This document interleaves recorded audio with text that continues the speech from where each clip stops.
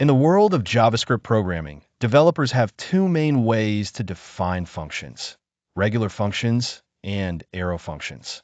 These not only differ in syntax, but also in their meaning and usage, making them suitable for different scenarios.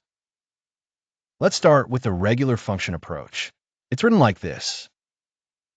JavaScript functions say hello, name, return hello plus name.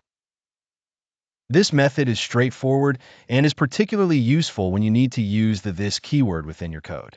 Regular functions create their own this binding, allowing you to define behavior that's contextual and specific. With the introduction of ES6, a newer, faster way called arrow functions emerged. They're written like this. JavaScript const say hello equals name equals return hello plus name. You can even simplify it further if you have a single line. JavaScript const say hello equals name equals hello plus name.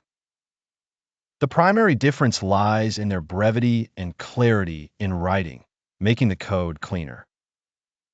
But the most crucial distinction is that arrow functions do not have their own this context. They inherit this from the surrounding code, which is particularly beneficial when dealing with callbacks or events.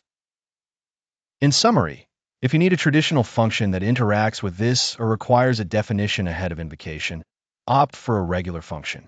However, if you're aiming for a lightweight, quick-to-write function, especially useful for callbacks, go for an arrow function. So, now you know the fundamental differences between regular functions and arrow functions in JavaScript. Which one do you prefer to use more? Let me know in the comments below.